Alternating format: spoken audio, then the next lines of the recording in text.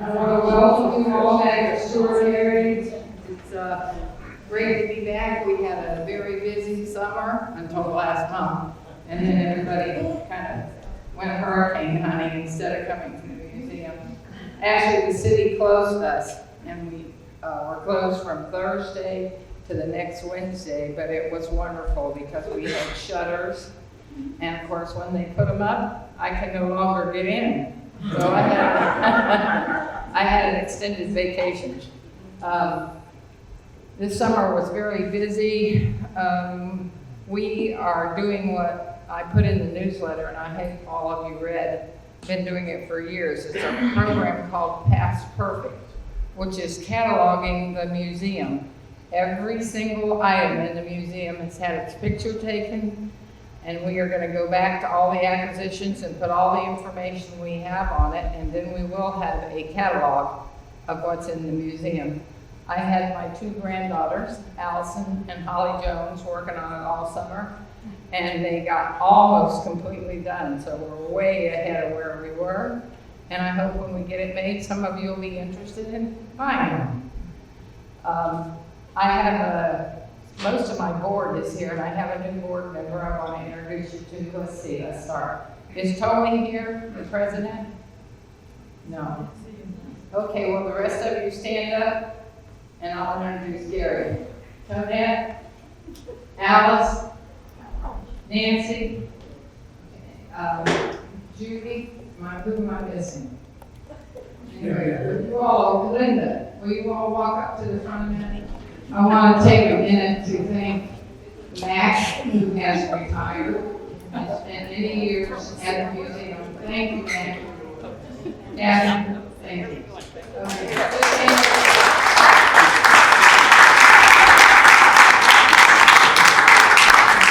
The gentleman in the orange shirt is our new member, it's Gary Maxwell. He came to Stuart, and most of you know him, and ran ACOC Funeral Home for many years. He's doing a great job. We miss Mac and hope he does well with his endeavor to overcome the stroke, which he's doing wonderfully. But Gary has taken over, and he's doing a great job. And could we have Betty Harvey stand up? She's only been with us 16 years.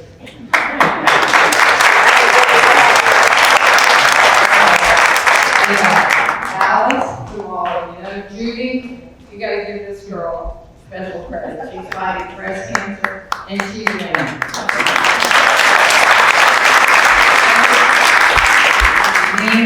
Nancy is our own personal interior decorator. Tonette is our mom.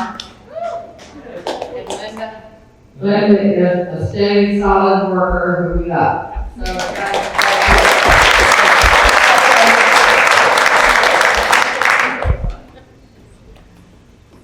I also want to thank you before we go in and give it over, turn it over to Sandy, that the new ornaments came in today.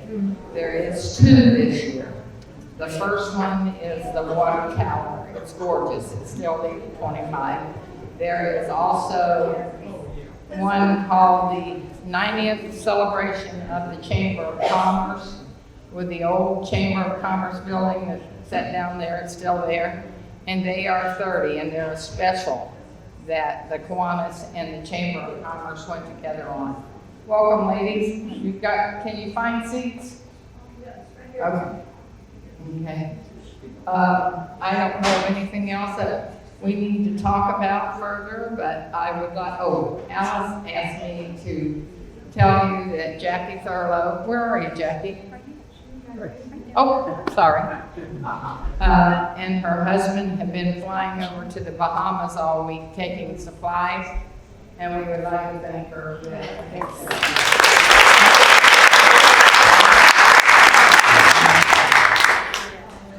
Our program next month will be done by Alice, and it will be on, and no, it's not just on Fergie Ferguson. Where did Alice go? What is it, Alice? It's on Fergie Ferguson. But it is Sports Hero and DJ Hero. Okay. So that will be here next month. All right, I'm going to turn it over to Sandy Thurlow, and thank her and Alice both for saving my life this year. I had just run out of ideas when I was frantic, And she offered to help me, and Alice offered to help me, so thank you. This one's on. So, yeah, make sure it turns on with their turn cover. Well, my idea came from Rob Steele, the new CEO of the Elegant Gym, and he's here tonight. And Rob, would you stand up, please? Here he is.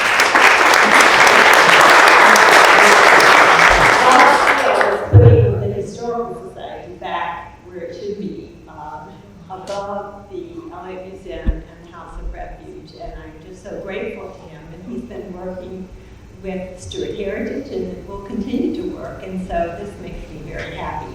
But the idea was, he said, he wrote a little article for the Wednesday Yearbook News section and said, bring in things from 1969, 50 years ago, but he was thinking on the line of Woodstocks, national things, of the Apollo, and but he also was receptive to having local news, and 1969 was big in our area.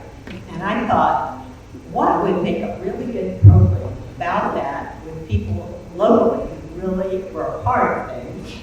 And I really lucked out because Jim Navitsky, who was superintendent of schools for 20 years, he is a volunteer out of the area, and all just bridges it.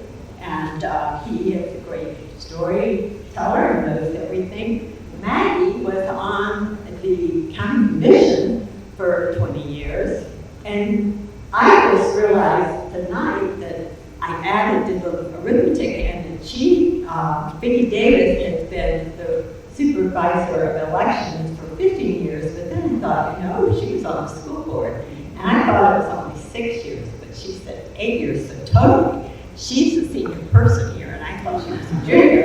And 23 years in the Nazi politics and public office. But these are well-known people, and I'm not going to say anything more.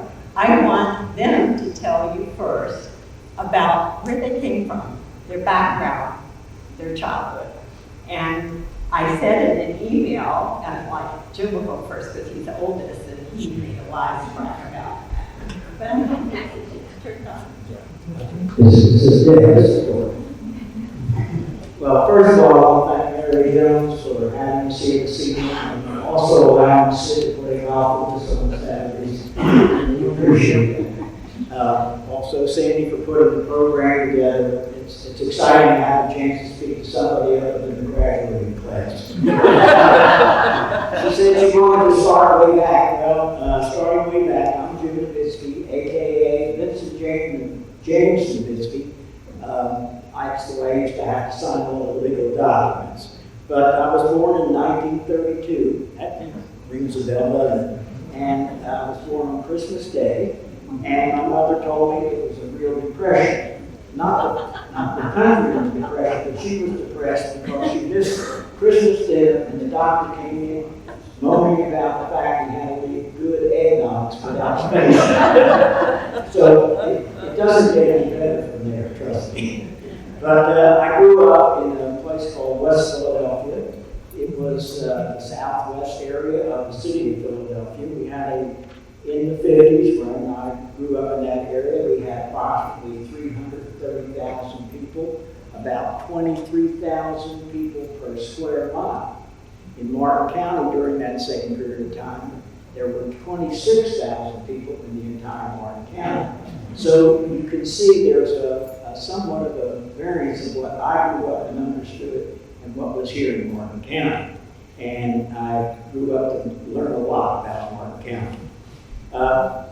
The first thing I would talk about myself, of course, I was a graduate of Westchester State College. I went there on a work scholarship.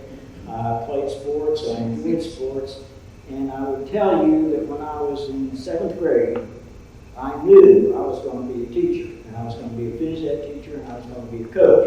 And that never changed my mind, and all the activities and opportunities in my lifetime I was still focused on doing that, and that's the way I started, and that's really basically my childhood. I enjoyed very much everything. I went to Westchester, graduated in 1954. I was married that July. I was drafted into service that next June. And so I've had a lot of experiences in getting to this point. I was drafted, spent 2 years in the United States Army. My wife came when I was in basic training down in Columbia, South Carolina, and to Philadelphia. Boy, you talk about being out of the country. I didn't know where I was. And then I was transferred up to Fort Mama for a period of time to go to school. She followed me, and that's where my son was born.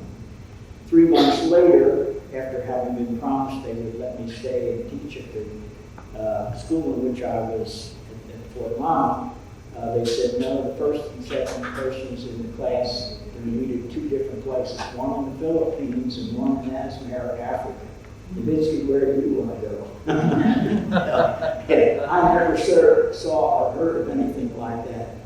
And so I chose the Philippines, and I sure did. And so 3 months later, with my son in a snowsuit, and I remember the color, it was a little yellow snowsuit. I got on an airplane and traveled 11,000 miles with my family. The only good thing about that was, in the flight, I landed in Hawaii, and on Christmas Eve, and the flight took off at 11:30 that evening, and when I woke up the next morning, the hostess on the airline said, well, welcome, it's the 26th of December, so I missed Christmas. So I'm so excited. I did spend that time there. And then my first introduction to Martin County was in 1957. My wife and son, Scott, her mom and dad had a little place over here in the river called Seahorse Lodge. It was a little fishing camp. And because of conditions and things like that, my wife couldn't, handle the situation with her and the baby, and came down here, and that was a great move because she started working over in the emergency room way back then. And then later on in her life, she spent 21 years working in the emergency room. So we had a pretty good feel, she did anyhow, about Martin County. I came back, picked them up, went back to Philadelphia, and of course, it was a different time and a different era when I went back. Now we're back in the 60s, early 50s, early 60s, and I had a 10-year career in Philadelphia in coaching. I enjoyed it. I was pretty successful. But in the Christmas vacations, we'd always come down to Martin County, and it was just fun to be here at Christmas. And then one Christmas, I decided more seriously. I said, maybe we might make this our home. And I went to see Mr. Crook, who was then superintendent of schools, and he was in his backyard cleaning bluefish. And that's the way I took my introduction to the superintendent of schools in Martin County. And he hired me, and so that next year we came, and the greatest move I ever made in my life. Whether it was, I shouldn't say that because starting my family was my best move, but bringing them here because raising my children in Martin County was a great thrill and great opportunity. That's probably a good segue. We'll do Maggie. Okay. And then we'll go back, but then we'll go back to focus on 1969. I didn't start coaching yet. And while Jim was coaching in Philadelphia, I was going to college and meeting my husband Jim as well for a year where he was coaching. I was born in 1940 in Jackson Hospital in Miami, Florida, and that was the only place you could get born in a hospital in Miami. And I was not for the worst buddy days, but we did have a home, and we did have a love. And in 1945, when all gas stations in South Miami closed because gas rationing for World War II, we trotted down U.S. lawn with our pony and our bus, paid it to the bus stop. So I understand horse and buggy a little bit with the horse and pony. The pony's name was Pony. And one of the things that I found fascinating in thinking about the idea that Jack had as how different generations feel about the past 50 years. Because I gotta tell you that, you know, by 1950, 1990, 1900 seemed like worlds away. I mean, they went from not having cars to having, they were horse and buggy to airplanes and cars and telephones and just all sorts of things. And it may just be that I am now 78 years old, but the last 50 years don't seem to have changed as much as it did between 1950 and the pre-war years. And that's why it made it really very interesting when we moved to Portsmouth, Florida in 1968. Because it was just like South Miami in 1945. There was not a single traffic light in Portsmouth. They could still remember the one schoolhouse, and Jack Carson, the principal at the new elementary school, told me that he had originally had to make children wear shoes to school. The mullet jumping in the river were so loud they did wake you up at night. And yes, they did sometimes jump in the canoe. We didn't have time for that period, and we did have discharges. But it was a much slower time. And back then, I was barefoot, I had 4 small children, I was living in what I thought was paradise. The other thing was just like Miami in the 1940s and 60s, absolutely unbelievable. But we survived that, and I spent most of my days sitting on the sand in the front yard with the kids playing in the water. One day, or in local politician, sheriff's car pulled up, and the driver was by a very aggressive sheriff's car. I couldn't figure out what was possibly have done wrong. And a very large, very round man, a full uniform with a gun, a gold tooth, and a husky beaver Stetson hat, came striding across the yard. And my youngest child, George, age 3, without a stitch on, because we didn't think out of the wilderness that we needed to be made for children, went running across the yard to see who this interesting guy, this interesting bird, with lights on top was. And the large man leaned down over the bare bottom wet little boy and said, "Boy, here's my card. I'm Roy Baker, I'm running for sheriff." I thought, I kind of like this pet. Back then, the Tom City Bridge, the old wooden bridge, had just been changed out to a new bridge. And the reason was that they finally got the State Department of Transportation's attention because a baby was born on the wrong side of the bridge. When a frantic husband was trying to get to the hospital, the bridge was closed, you couldn't get over it. Back then, we didn't know what a condo was. The first condos were being built. There were more fishermen than there were golfers back then. And there was a fish house and a crab house, the best crab you've ever eaten in Portsmouth. We had an editor of the Stuart News, Ernie Lyon, and the best local newspaper anybody ever had. And Ernie was probably the best educated editor any newspaper ever had, even though he played hooky through 2 years of elementary school without telling his parents, because he just went to the library and read. If you ever had a chance to read the old Ernie Lyon columns that Sandy had, they are quite wonderful. Anyway, because a slower pace when it was speeding up, we were not a Democratic state in the state of Florida when I was growing up. We were simply anarchy. Other states had party machinery. We just had a free-for-all. When Reuben Askew ran for governor, there were 14 people running for governor. Nobody had heard of him. He got in second place and runoff won. There was no party that told you what to do or anything else. Just everybody was a Democrat, whether they were or not, so they could vote for the primary. Well, when I first encountered politics was it Isabel Evans Smith or Elizabeth Evans Smith? Isabel. Two different. Isabel. Isabel was a lovely older red-headed lady who registered herself, and she said, "Oh, the Democrats are all Republicans now."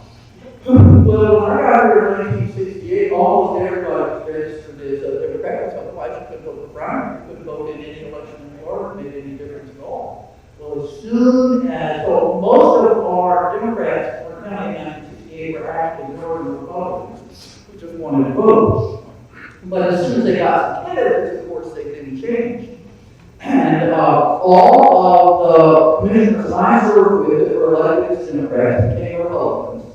As the shift in registration happened, they suddenly became enlightened and decided they were Republicans. Peggy Roberts, who was an earlier supervisor of elections after Isabel, called me up once in the 80s and she said, "Hey, I'm not going to change parties.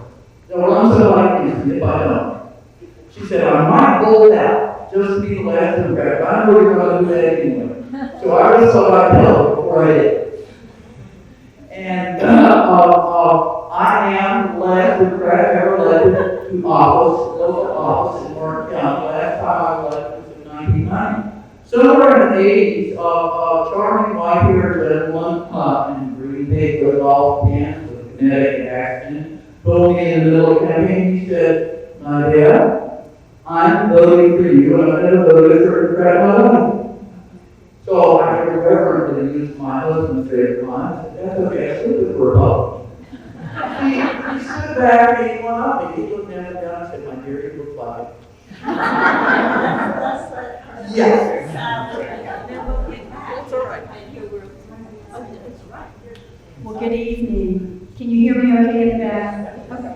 I'm Vicki Davis, and I'm currently, as Sandy said, Supervisor of Elections for Martin County, something growing up I never would have even considered. Hey, Mary, I see poll workers in here and different ones. Mary Shaw's been a poll worker for many years. Who else has been a poll worker for us? Who raised their hand back here? Joanne Hunt. Oh my goodness, all of these back here. Alice, yes, different ones. So thank you, Mary Ruth. Thank you for what you've done in your service as a poll worker. But just to introduce myself, everybody has a story, and I've enjoyed sitting back listening to Jim and to Maggie and where they were born and their upbringing. And I'm a sixth-generation Floridian. I was not born here in Martin County. I know a lot of people think that I was born in Martin County, but I was born in Hardy County in Wauchula. There was a little clinic in Wauchula, and if you've been around for a number of years, you probably heard about, read about. There was even a movie made about a baby swap that took place well after I was born in that little clinic. So it, of course, is closed. And people have said to me, "Well, maybe you were swapped at birth." And I said, "Oh, you saw my mom." You know, that could not happen. But my mother's parents, my grandparents were born in Polk County. They were born in Fort Meade. And my mom was number 9 of 13 children. My grandparents were pioneer settlers of the Kissimmee River. And they lived off the river. They lived off the land. If you have read a book on Land Remembered, I think many of you in this room probably have. That's basically the way Grandma and Granddad lived. I brought a picture. I keep it on my desk. It's my favorite picture of the family. And it's not even all of the family. You can come up afterwards and take a look at it. I think there are 10 of the children in the picture. But one of the main reasons it's one of my favorite pictures is because it's set in an orange grove in Polk County in Frostproof, and it was one of Latin-Axis groves. And my mom was born in 1927 around the lake at Upton Grove Beach.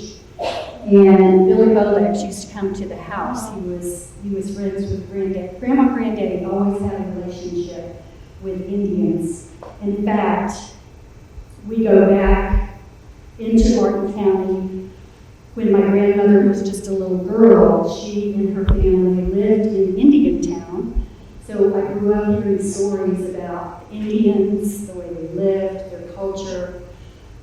And it wasn't until I was grown and I asked Mama, I said, why were Grandma and her family living in Indiantown at that time? And it was because my great-grandfather was helping cut the road through from Jupiter to Indiantown. So we go back to deep roots in Martin, Okeechobee, Polk counties. We go back to a Spaniard leaving and coming over, settling in the Tampa area, and then descent from there. So we moved to Martin County in 1967 for 2 reasons. Number one was because my dad he was in produce all of his life. He managed packing houses. In fact, he had a little stand at Alice and Greg's Lockhart Flea Market for how many years, Alice? Oh, gosh, forever. I know, yeah. And I would go and help him some on the weekends when he needed help. But when I was old enough to stand on the box at a grading belt in a packing house, which my 2 grandchildren are here, have no idea what a packing house is. I was grading cucumbers in the summer. And we were really like a migrant family because Mama made sure that we finished school. I have 2 brothers. That we would finish school and then we would catch up with Dad. In the summers, he would go to North Carolina managing a packing house up there. And then from there, he would go to Michigan and he would manage a packing house. And we would work as children, grading cucumbers. And it was a hard life for the family. But for us kids, we loved it. We thought it was great.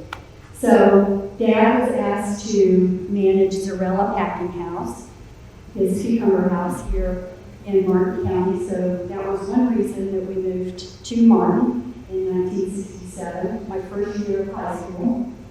And the second reason was because one of my mother's sisters had a citrus shop for many years in Lake Worth, the city of Lake Worth, Temple Fruit Shippers. And Governor Pete Burns had been elected, and he approached Mike and Candy and asked her if she would consider piloting a citrus shop on the Fort Pierce Plaza. So that was in 66. So I graduated from a packing house to a citrus shop out on the Turnpike when I was 13, 14 years of age and worked out there, which was a great learning environment and experience. And we sold, just like you see, citrus shops. Fresh juice, bagged fruit, souvenirs, coconut heads, hula skirts, you name it, t-shirts.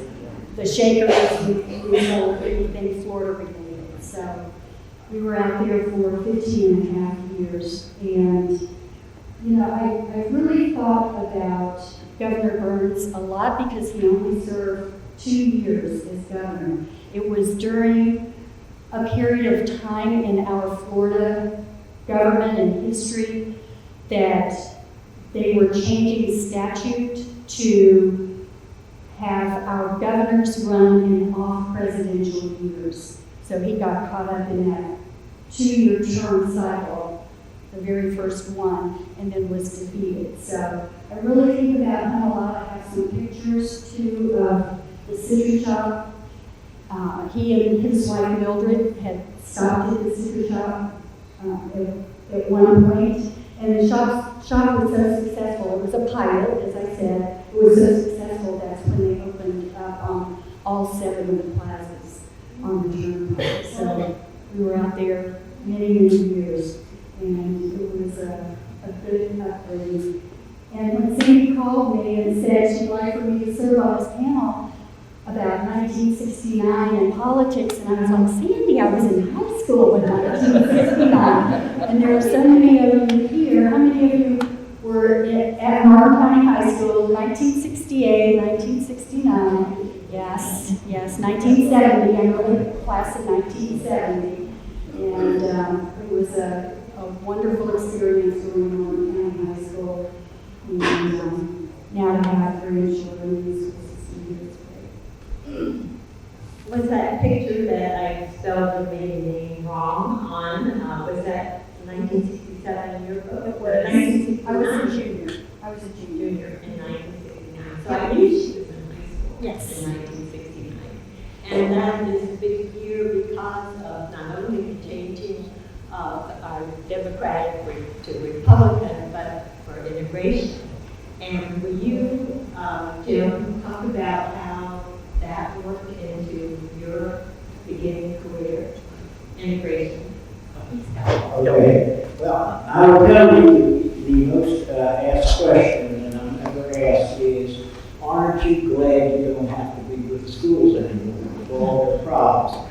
And I think back and I want to tell these people, I said, well, the problems I had were integration, the changeover in state funding, which really crippled Martin County, the federal mandates. I had my finance officer, which I knew absolutely zero about budgeting, who went to West Palm Beach, and I had to find that person. We had a teacher walkout, a statewide teacher walkout on the superintendent. We had loads of federal mandates, and the biggest problem, and people go back and say you can't compare it with the integration, but growth was the biggest problem. And Maggie will tell you the reason that is because growth, you need resources. And of course, when you're growing so fast, those resources aren't there. And I looked at some of the statistics, and when I became superintendent, we had 28,000 people according to the census. When I retired in 1989-90, the census had us at 100,000 people. And today, the census would tell you that there are 160,000. So, we saw such a substantial amount of growth during that period of time. And also, if you think you had problems, we had 5 newspapers at that time. We had 7 reporters that constantly were in the office and actively worked the beat. We had 3 TV stations and 2 radio stations to top it all off. So you stayed pretty honest and you stayed pretty adept at what you said and how you said it. So I'll talk a little bit about integration because in my mind it really made a tremendous impact on this county and is symptomatic of what caused this county to be what it is and shows and reveals what Martin County is all about. My background, as I said, was Philadelphia. I taught in both integrated schools, went to an integrated school, probably the most integrated school in the city, West Philadelphia High School. Taught in an integrated school, and then I taught in an all-black high school. All boys, it was 6 stories, it had escalators, it was in downtown Philadelphia, right in the shadow of Village Penn. And so I had some pretty fair experience about that before I came to Martin County. And before I came the other day, I was going through some things, and I looked at some pictures of my teams. And I looked at my Ben Franklin team, and the entire team was black, except I had 1 white player. I came to Martin County, and I coached the 1966 football team. That team was all white and had 1 black. Now you say, what is the correlation of that? The correlation, they were both winners. Martin County certainly was a winner.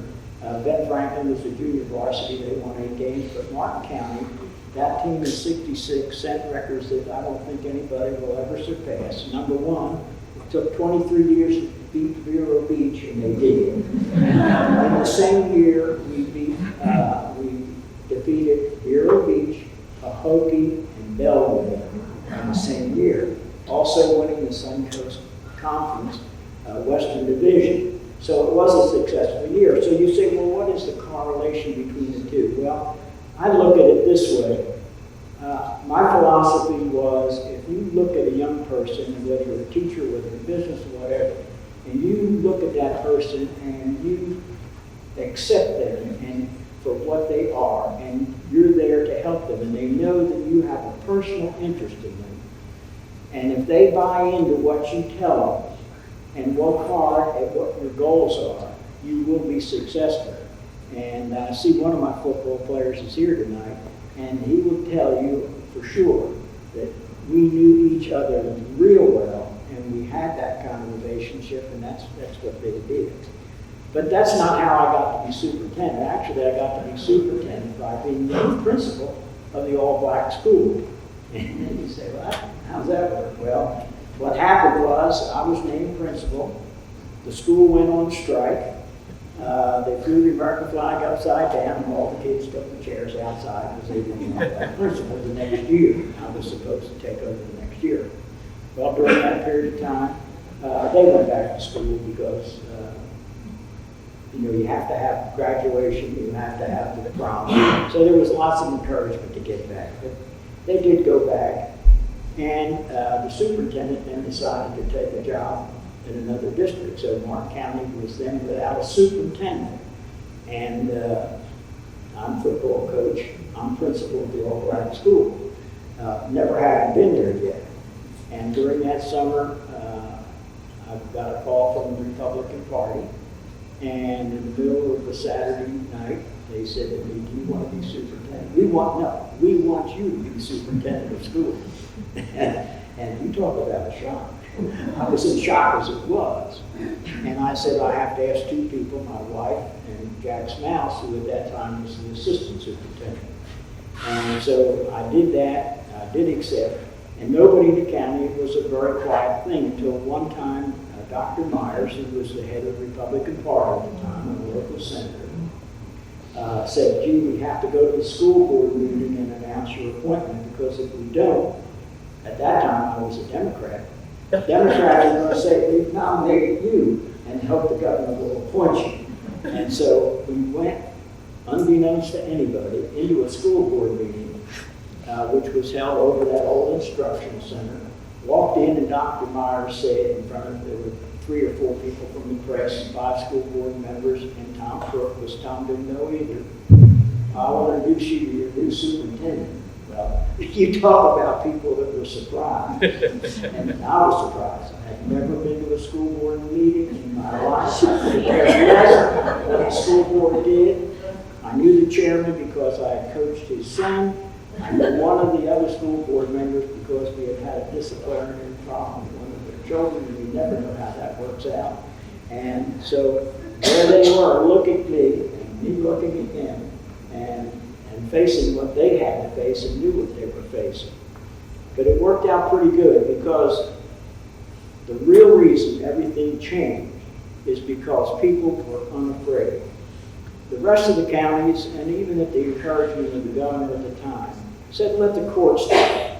And there was fear about what would happen. There was fear because of people being disrupted, not knowing who was going to teach where, what subjects were going to be available, who was going to be valedictorian. You can imagine the turmoil of the young people. But what saved us really was the community. The community was totally unafraid, because when you're afraid, you build a wall. When you're unafraid, you build a bridge. And that bridge really was what brought this community together. The teachers were absolutely great. 90% of the people in Martin County were totally disrupted over a 2-year period, in that they were doing things that they had never experienced in their life. And it was really a challenge for them, it was a challenge for me. And I certainly appreciate the support, but without the support of the community, it would never happen. The Kiwanis Club, Tom's there, he'll tell you, they built a pool at Martin County High School. The Civitans got working, they worked in the park. The teachers really went together and did a great job. And I'd like to just say that, that's where it really happens. The band activities, the basketball, football, chorus, all of these things are really what concerns youngsters. And so the first year we opened what was my school, I still was principal until I was named superintendent at Murray. And we decided, the school board in conjunction with my recommendation, decided that we would make Murray the 9th grade school for every student in Martin County. And Martin County would be totally integrated. Now, let me first of all mention about Murray. That really worked out great, because now you put all the 9th graders in Martin County together. They're really new, they're freshmen, they have no serious expectations at that point about what's going to happen to them, and their lives are now beginning to form. Those that are going to be valedictorian will be working toward that end. Those that are going to be in the chorus will work to that end. They don't have to worry anymore about who is going to be the director, the teacher, or whatever. They were there. And that really was probably the best of the integrated classes that came through the school. But the other classes did a great job too. And they did it because the teachers, dedicated themselves to making it work. And that's not easy to do. There's a good teacher. And a good teacher, their attributes are they know their subject matter, they are organized, and they can run a class, and they have discipline. But there's also another teacher, and that's the great teacher. And the difference between a great teacher and a good teacher is love.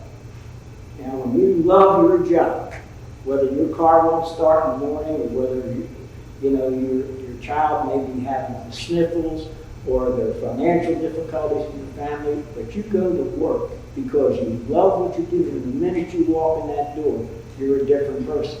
And we were so fortunate in both communities, both the black and the white, to have people that were dedicated to just doing that. And that truly made a difference. Again, then the curriculum of the school changed, and people got behind what we were doing. Every fifth grader in Martin County back in those days went and camped at night on the down on one of the islands. Every fifth grader had a chance. Every third grader had a chance to be groundbreaking up at the Kiwanis Pool, which was built on Martin County High School. There were just all kinds of activities and things happening. And in Martin County High School now, here's what happened in Martin County High School. You had people around the country during that period of time, if you are familiar with or know the history, that were burning the flag.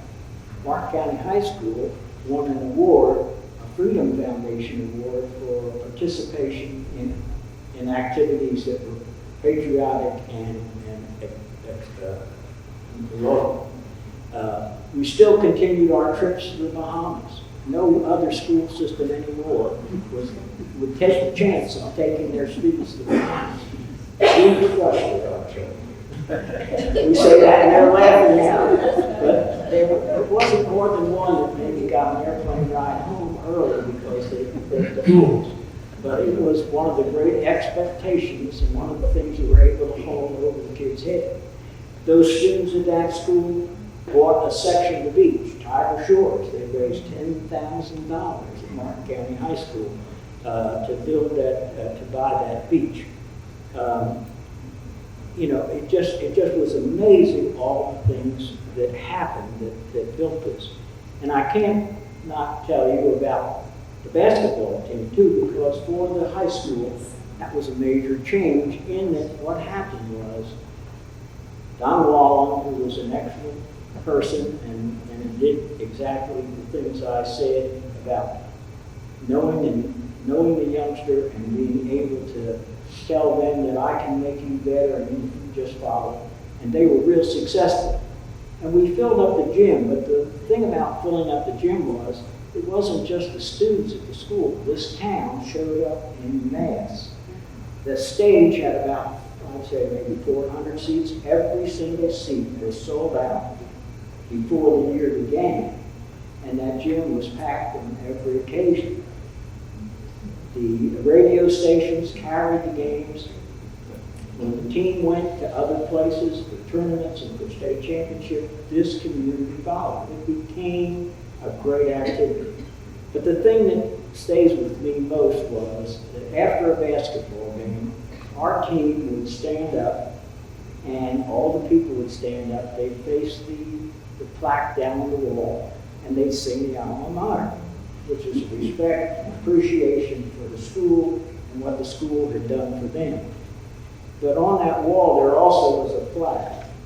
And that flag, some people have no idea what that story is about.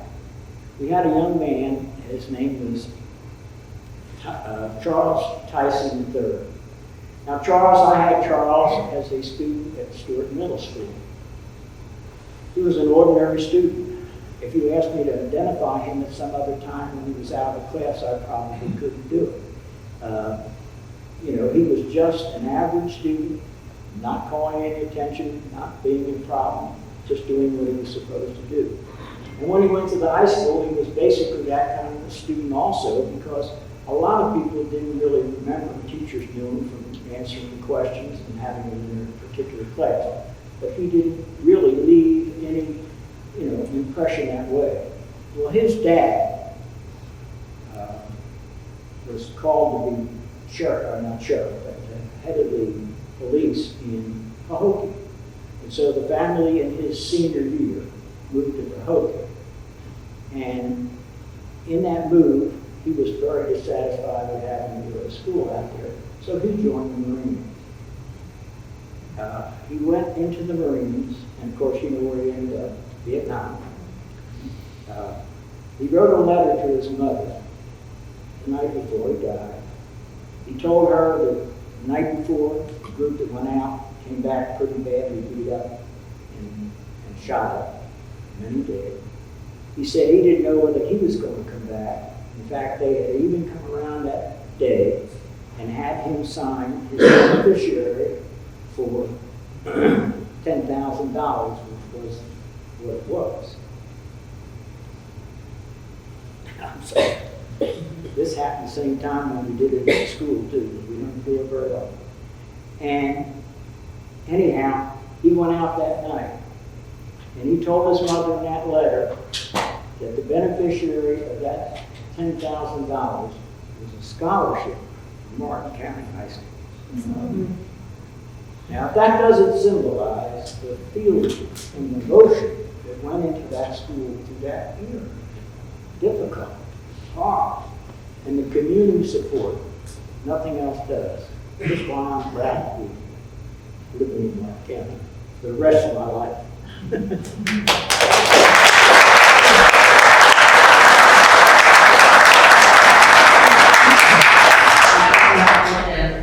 I know Mary has probably 10 directions she could go, but I want to tell you, when I was reading through the newspapers in 1969, I kept reading about Rotunda and development and all these things that were happening. And I borrowed a file from Maggie, I haven't returned it yet, but she knows about the turnaround of our community for environmental awareness and preservation. So go in that direction, please. But first, I want to tell you that Jim Navitsky does not give himself back to the grave. I will first tell you that the first 20 years I knew Jim as a school superintendent, I have never seen more careful politician in my life. He was very careful what he said anywhere, but he brought the leadership to integration in Martin County and made it happen so easily, made community support happen, made teachers and students just happen, while all the rest of the South and a bit of Florida was building itself walls of hatred and misery and making trouble with it. And his job to make it happen. He was the leader to make it happen. The community, bless you, join him. And following up on that, the growth management thing, the same thing is true. I got a lot of credit for things I didn't do. Tom Powers and Bill Hudson and people who came before me got behind. They got 15 units per acre. They got subdivision rules, so we had to pay the roads and subdivision, a lot of other things. Those earlier ones and all those folks in the ball thing over at the Environmental Center are the ones that made it happen. And anything I made happen, I'd say the same thing Jim said, it couldn't happen. It didn't for a whole lot of you who were there in county commission meetings, who wrote letters to the editor, who gave me $10 in campaign contributions. As I said, I was just barefoot, paying no attention to it all, and I went out the inlet one morning with Jim and catch Spanish mackerel at dawn, and there's a rainbow with the inlet. And in 1969, both sides of the inlet were wildly east. Sailfish Point and Indian River Plantation were mostly mangrove. They were the last places that were dredged and filled with Clean Water Act protected wetlands. But I looked up, and here was this sign. It said, for sale, 650 acres, 15 units per acre. And I suddenly became an activist. I was the editor of Stuart Medical School, which was Dan Homer along with Mr. Rand. I got the Boston Globe editorialized about the blog. I got adopted by the Audubon Society, Conservation Alliance. I made a great deal of noise. I tried to get the state to buy it. hey, as Ernie and I pointed out, the real boys tried that county by $25,000 after prohibition. They really should have bought it. It wouldn't break off in the next hurricane. But later on, we did get reduced to 650 units there instead of 1,600 units. So we made some progress. And anyway, that made me an activist and a politician. My first campaign, Jim did all my campaign pictures. I showed them to my mother. Jim the husband, not Jim Navitsky. Sorry about that. Credit on that. My mother looked at my campaign pictures and said, that would be fine if your constituents want a 12-year-old kid. I was actually 34 by then. My opponent in the election ran large and said, Maggy Hurchalla elected another day will never be driven in North County. And we've got about 30,000 people now, we've got about 150,000 people now. All my names got driven. But this community, with a changing group of people over the years, war now, even death and everything else, got us protections that nobody else in the state of Florida had. This community believed that you could keep the place you live a good place to live. This community understood that increasing your tax base by growing as you can doesn't work. What you end up with higher taxes, worse traffic, worse crime, and more crowded schools. And we won some and we lost some over the years. But I am very proud of what you people made possible and what people in Orange County, generation after generation, have made possible. I tell you one of the really strange things about getting old. Back then I was 34, I was a politician, I was campaigning, I was leading field trips with a lot of nice gray-haired people over 40 years older than I was. Well, now I'm 78 and I'm still leading people on field trips and taking them kayaking and whatnot. And I always think of these older people and I'm older than they are. It's hard not to be proud of ourselves, isn't it? And you hear about things like hanging chads in Florida elections, and I think you comment a little bit about how it is to be in your seat, how you kept it. So. Well, it's ever changing, I can tell you. Miss Isabel Evans was supervisor of elections. Started, I wish I had the different supervisors because they all had a story. And That's all right, just do it from the, okay. You don't have to name them. Miss Isabel was in the 60s, supervisor of elections, only it was the registrar of elections back at that point in time. And then Sandy Randolph became supervisor of elections. No, she's clerk. No, Sandy Randolph. And then she resigned and the governor appointed Peggy to take her place. And Peggy, my predecessor, she was in office for 21 years, I believe, as supervisor of elections, and she had served on school board prior to serving as supervisor. In 1969, Martin County had 12,731 registered voters, and 9,106 were registered as Democrats, 3,449 were Republicans, and this is the really striking one because of where we are today, 176 other. Today we have over 110,000 registered voters and about 57,000 are Republicans, 27,000 are Democrats, and 27,000 are other because a lot of our voters are registering with no party affiliation. It's not even so much anymore registering with one of the minor parties, such as the Green Party or Libertarian, thank you, Libertarian Party. It's registering with no party affiliation. So you can see the change in our registration over the years. And it has become a lot more technical, a lot harder in this position. How many of you were here when we had the lever machines. You went in and you pulled, yeah, that red lever to close the curtains behind you so that you could then pull the levers and cast your votes. And because of the election of 2000 and the hanging jacks and everything that took place, there was a study that took place, Help America Vote Act was enacted by Congress, and those pieces of equipment were actually decertified. They could no longer be used.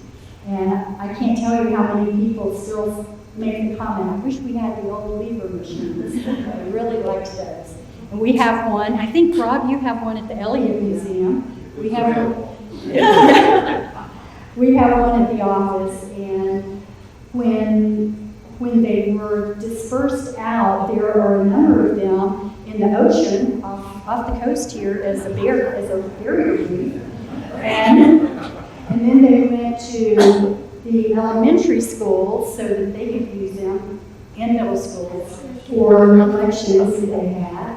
And we would get calls even after I came into office, you really need to come and get this. Those things weighed about 800 pounds apiece because we're not using this anymore. So the evolution from the lever machines, Peggy was still in office at that time, went to the touchscreen electronic voting equipment, and they were not decertified, but Governor Christ, when he came into office, he mandated that as of the primary election in 2008, we would have to have a paper ballot.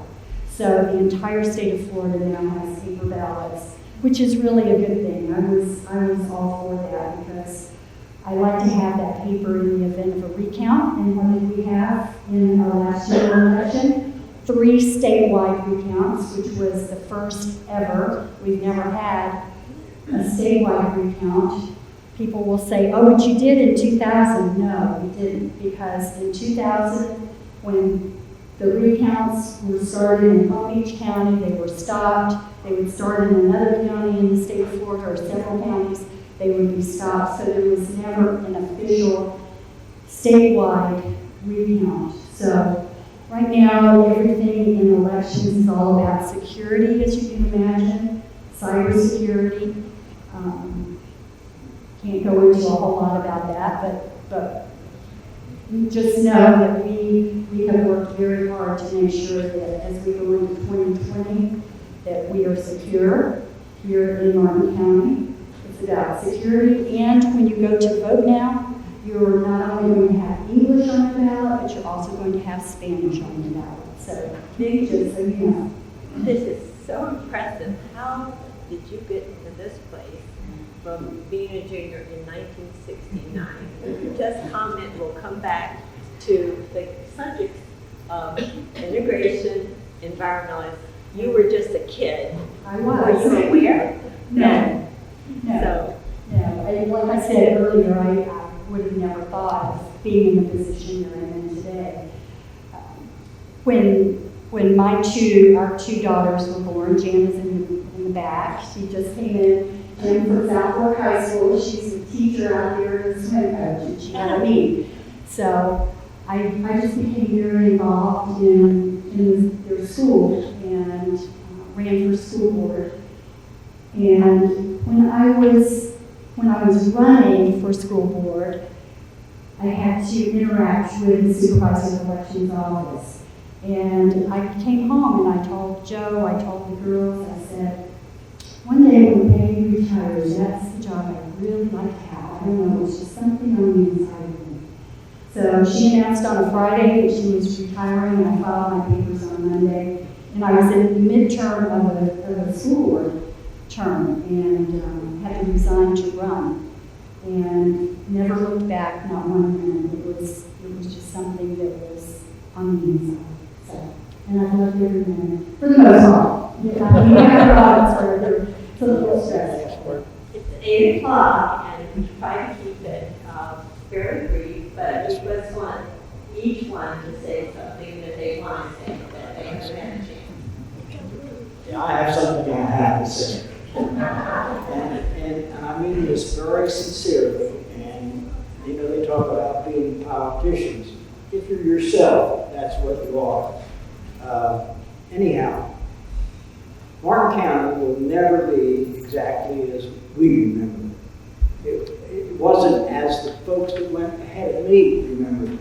And Tom and his family and all the others that have been here, Mary, you know, I knew all those folks, and they had a history, and they loved Martin County just as dearly as could be. But it was never going to be the same. Well, the same thing happened. We love Martin County, and it'll never be the same. Now, you're here, and you love Martin County, but you got to preserve those things that we love, people in front of us love, and you love right now. And it doesn't come because you sit and read the newspapers or hear things. You must be more active. And what I'm telling you, this community was as active as it could be. Maybe that will never happen again. But you need to be active, you need to be on guard, and keep it what we always used to say in the schools. It's the quality of life that's most important.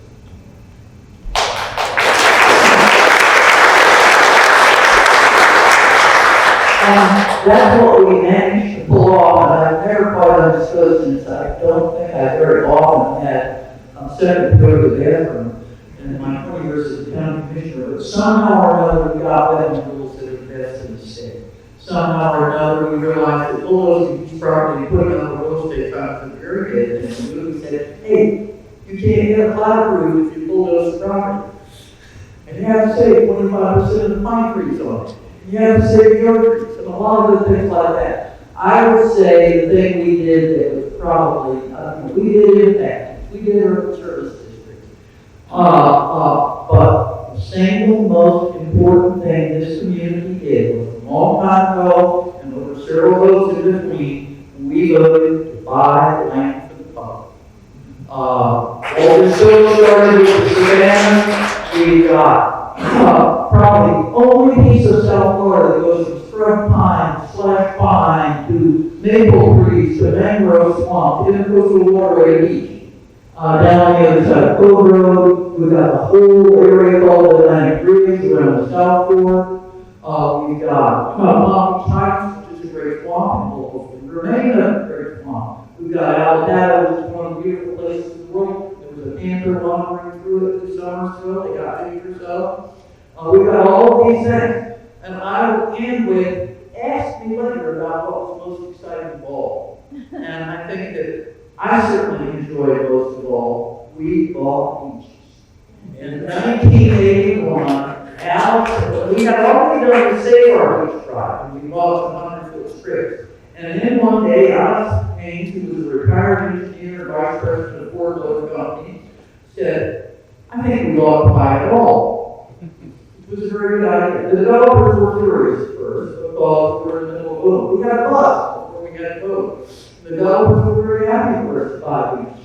And all that beach, well, we had Stuart Beach and we had Navitsky Beach. But all that other beach from death on. The result of that was, again, by the time we got there, the recession and all developers wanted to sell, everybody was for it. And the school system had a little hard time. Martin County would not vote for the bond issue for many, many years. That was the first bond issue that had been voted for by people from the county, I think, since the 20s. That night we had a celebration because I decided we should all go to the beach and thank the beach. And I will tell you, you can ask me for details later, that that's the only time that I'm aware of that there's ever been a quorum of county commission in Skinny.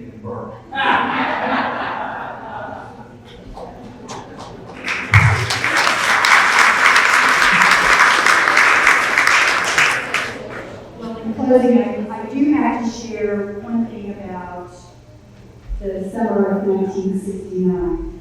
Because, Jim, I think it was the first year that Martin County High School allowed students to participate in the Study Abroad program. And Pam Waxler Foe, who was here, and myself and 8 other students from Martin County High School went to Europe for 3 weeks. And we stayed on 5 weeks? 5 It was 5 days. And we stayed on college campuses except for when we were in Holland, in Amsterdam, we stayed on board a boat.